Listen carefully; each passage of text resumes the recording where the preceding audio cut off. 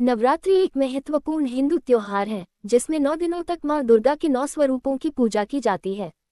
इस पर्व के दौरान व्रत और अनुष्ठानों का विशेष महत्व होता है और नवमी के दिन कन्या पूजन किया जाता है। कन्या पूजन में छोटी कन्याओं को आमंत्रित कर उन्हें भोजन कराया जाता है क्योंकि उन्हें मां दुर्गा का स्वरूप माना जाता है। हालांकि कन्या पूजन में कुछ खाद्य पदार्थों को परोसने से बचना चाहिए क्योंकि वे धार्मिक दृष्टि से अनुचित माने जाते हैं और स्वास्थ्य के लिहाज से भी हानिकारक हो सकते हैं। इस लेख में हम विस्तार से जानेंगे कि नवरात्रि में कन्याओं को किन चीजों को खिलाने से बचना चाहिए और क्यों। 1. मांसाहारी भोजन। नवरात्रि एक सात्विक पर्व है जिसमें शाकाहारी भोजन का सेवन किया जाता है। इस दौरान कन्या पूजन में किसी भी प्रकार के मांस, मछली, अंडे आदि का प्रयोग नहीं किया जाना चाहिए। मांसाहार को तामसिक भोजन की श्रेणी में रखा जाता है जो आध्यात्मिक उन्नति के विपरीत माना जाता है। 2. प्याज और लहसुन। प्याज और लहसुन को भी तामसिक भोजन में गिना जाता है, इसलिए नवरात्रि के दौरान इनके सेवन से बचना चाहिए। कन्या पूजन में प्याज लहसुन से बनी किसी भी चीज को नहीं परोसना चाहिए क्योंकि यह धार्मिक शुद्धता को प्रभावित कर सकता है। 3. फास्ट फूड और जंक फूड।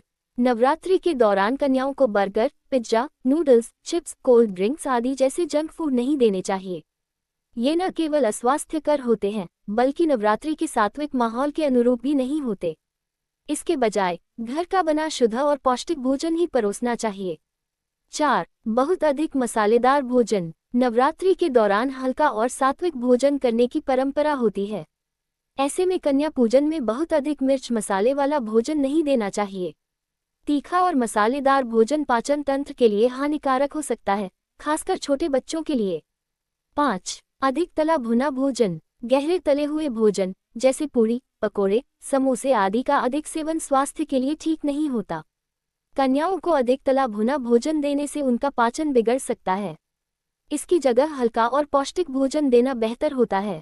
6. बासी भोजन। किसी भी धार्मिक अनुष्ठान में बासी भोजन का प्रयोग वर्जित होता है। नवरात्रि में कन्या पूजन के लिए हमेशा ताज़ा और शुद्ध भोजन ही बनाना चाहिए। बासी भोजन से पेट संबंधी समस्याएं हो सकती हैं जो बच्चों के स्वास्थ्य के लिए हानिकारक है।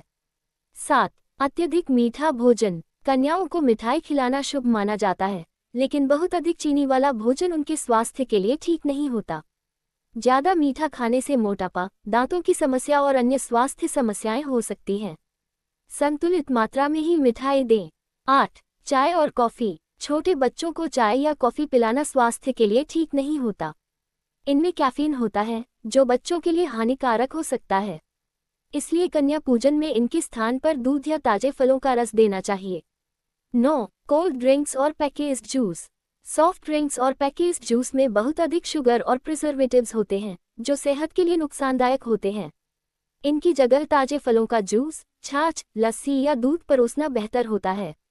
10. अधिक नमक वाला भोजन। बहुत ज्यादा नमक वाला खाना बच्चों के स्वास्थ्य के लिए सही नहीं होता। ज्यादा नमक खाने से हाई ब्लड प्रेशर और अन्य स्वास्थ्य समस्याएं हो सकती हैं, इसलिए संतुलित मात्रा में नमक का उपयोग करें। 11. बाजार की मिठाइयाँ। बाजार की मिठाइयों में मिलावट की संभावना रहती है जिससे स्वास्थ्य संबंधी दिक्कतें हो सकती हैं, इसलिए घर पर बनी मिठाइयाँ जैसे हलवा, खीर या गुड़ से बनी चीजें ही परोसनी चाहिए। 12. अत्यधिक ठंडा या बर्फ वाला भोजन। बर्फ के गोले, आइसक्रीम आदि ठंडे पदार्थ बच्चों के गले और सेहत के लिए हानिकारक हो सकते हैं।